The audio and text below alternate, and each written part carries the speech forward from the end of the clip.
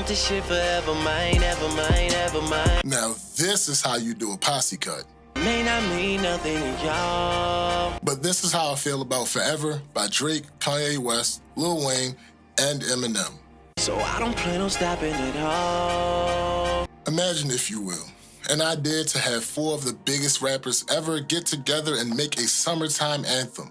All 4 established critically and commercially, all 4 in their primes, although in various spots of their prime, all 4 effectively rock stars at this point in their careers, able to fill... Well, that's not exactly true, since Drake hadn't released his debut album yet, but there is literally no way for me to do this video without referencing Swagger Like Us. Both were big ideas that made all the sense in the world. Both were set up to help lift up an up-and-coming dominant presence in the rap game. They were released in consecutive years. I'm not saying Forever is the best posse cut of all time. There are many posse cuts that are classics that weren't released as singles. Also, there are many that were created when the rap game was drastically different than it is in current times. But if you ask me to pick the better posse cut between these 2, I have to go with Forever. So what did it do right? So I don't plan on stopping at all. There isn't a grand sample here, but this song did have a completely different construction less than a year prior to this version. You own, I'm richer than a bitch without that gray coat town. Make a plumber throw his plunger like I can't deal with the shit. The newer take was absolutely an improvement over the original, without question. Now, I'm just guessing here, but I'm assuming that since it was on a mixtape, Drake and Wayne decided there wasn't a problem doing the song again for a beat they liked so much. While the verses on Swagger Like Us seemed a bit off, Forever featured that old school MC attitude where somebody on the song heard a verse that was going to be on the song and went back and rewrote theirs. Both Lil Wayne and Kanye did rewrites after hearing Eminem's verse. There was also a music video. That was kind of important when you wanted a record to do numbers and stick to people, as it gave them an additional reason outside of the song itself to listen to the song. Speaking of the song itself, so I don't plan on stopping at all. If I'm getting a mega collaboration, I have expectations as a fan of hip-hop. I want those involved to sound like they want to be there and care about what they're saying. I also want one of 2 things. Either a bunch of shit talking and hyping up, or an anticipation build with an appropriate payoff. Bonus points if I get both. I think this intro does both effectively. The chorus says, "My life is great, I got here on my own, I'm at the top of my game, and it's only gonna go up from this point." That's the shit talking. Then a quick 7-second switch in the beat gives all the anticipation we need. No long, drawn-out intro, which actually would have been fine in my opinion here because all the verses are actually worth building anticipation for. But the beat still allows for the anticipation build at the end of the chorus leading into each verse. So I don't plan on stopping at all. Started off local, but thanks to all the haters, I know G4 pilots on a first name basis. The rookie starts the song off with the slick punches that he had become known for to that point. Unsurprisingly, his verse had some themes in common with his verse on the original. I'm so unsigned, it will blow one's mind. Labels want my name beside an X like Malcolm. Again, I'm so glad they didn't just leave the original as it was. This was also the song that took the super duper flow to the next level. The super duper flow is a flow popularized by Big Sean. Note, popularized doesn't mean invented.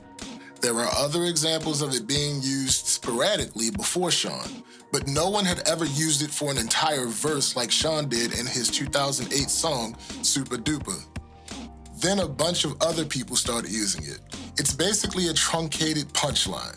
Till I am the king of my castle, Cooper, that's surrounded by water, Cuba. We just trying to hit a homer, Marge. When they see me on my high horse, Polo. It's going down, basement. But I keep her running back and forth, soccer team. Swimming in the money, come and find me, Nemo. Other than that, I think Drake perfectly set up the song and fully established the theme. When a nigga blow up, they gon' build statues from me. Kanye is next up. Funny enough, he starts his verse talking or rapping himself in, which was one of my complaints about that other song. And he makes a reference to his verse on that song as well. Mr. West is in the building. Ever, Mr. West is in the building. Ain't no question who about to kill him. Kanye's verse is a bit different, and he's definitely being Kanye. His verse is more of a tale of him reaching something he always wanted, but now realizing the negatives that came along with it and second-guessing his desire for it in the first place. I'm not too big a fan of the movie references in this particular verse. Old money, Benjamin Button, what nothing? Super bad chicks giving me McLovin. He ain't even go to class, Bueller. But I still think it was an overall good showing from Mr. West. Okay, hello, it's the Martian. Space Jam Jordans. Wayne is just classic Wayne on here. We get those specific type of punches that we're used to from him.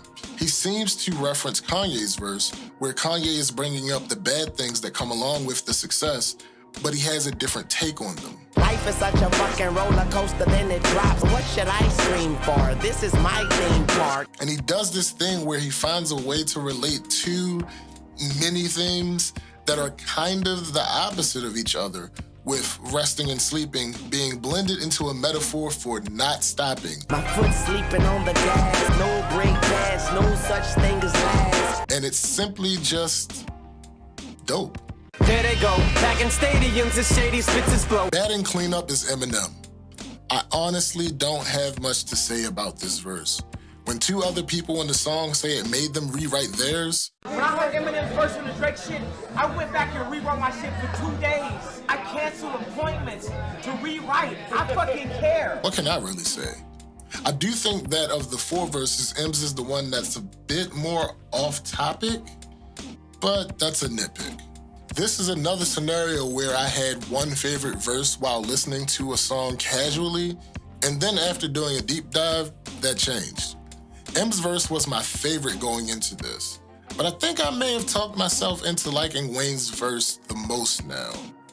In each verse, the rappers introduce themselves in some way. They come back to the theme that's set up in the chorus several times. There are several references to sports in general, which is relevant because this song was made for LeBron James's More Than a Game documentary soundtrack. They do those things while still being identifiably themselves, and none of them deliver performances below their average quality, also known as phoning it in. So I don't plan on stopping at all. Forever did what a collaboration this big is supposed to do commercially. It improved upon the sales of everyone involved. If you're big artists in the rap game and you are doing a certain amount of numbers on your own, you assume that when you hook up with someone else who is a big artist in the game, that those numbers will increase because there are some people that are fans of you that are not fans of the other person and vice versa. Forever wasn't the highest charting song that it could have been, but it did reach number 1, number 2, and number 8 on the Hot Rap, Hot R&B, Hip Hop, and Hot 100 charts respectively. I recently came to the realization that weekly charts are a bit misleading, but that's more so for albums, as way more singles come out every year than albums do. Forever also went on to do 6 times platinum. Let's compare it to songs in similar categories. The Big Posse cut from the year before, Swagger Like Us, peaked at number 5 and number 4 on the Hot 100 chart and the Hot Rap chart respectively. It is also certified platinum. Swagger Like Us charted slightly higher, but Forever beat its platinum certification by a factor of 6. Winner, Forever. Drake released Best I Ever Had, Successful, I'm Going In, and Over in 2009. Best I Ever Had, Successful, and Over outcharted Forever. I'm Going In didn't chart in single digits anywhere. The certifications ranged from platinum to 4 times platinum. Winner, Forever. Kanye West released Amazing and Paranoid in 2009. Neither charted in the single digits anywhere. The former went platinum and the latter went gold. Winner, Forever. Lil Wayne released Prom Queen, Hot Revolver, and On Fire in 2009. None charted in single digits anywhere. Hot Revolver went gold, and Prom Queen went platinum. Winner? Forever. Eminem released Crack a Bottle, We Made You, 3 AM, Old Time's Sake, and Beautiful in 2009. The first two outcharted forever. The rest didn't chart in single digits in the United States. The certifications ranged from nothing to 3 times platinum. Winner? Forever. Now I know, some of you self-proclaimed hardcore hip-hop fans like to downplay sales because some of your favorites don't sell well. That's really what it is. And that's true for me too. Some of my favorites do not sell well. But you can't talk about the overall legacy of a song without mentioning sales. While it's definitely not the biggest metric for how good something is, it means people liked it enough to spend money on it, particularly after 1999 when Napster first made it easy to have music without purchasing it. So I don't plan on stopping at all. Yes, when a lot of people hear the term posse cut, they think of dope rhymers getting together to have fun on a track and killing it. But a lot of those people forget that one of the first posse cuts ever, 1979's Rapper's Delight by the Sugar Hill Gang, is also one of the first mainstream breakout hip-hop songs ever. As the game started to have more eyes on it and more money in it, and solo acts gained more prominence, it's disingenuous to dismiss commercial success unless the conversation is strictly not about that. Forever has the massive commercial success and is dope rhymers having fun on the track and killing it. Like I said before, there are better posse cuts, but a lot of this is subjective, which I think fans often forget. Also, I mentioned in my last video that Swagger Like Us is too much like a cypher. Nothing is wrong with that on its own. I just prefer songs with a theme in general.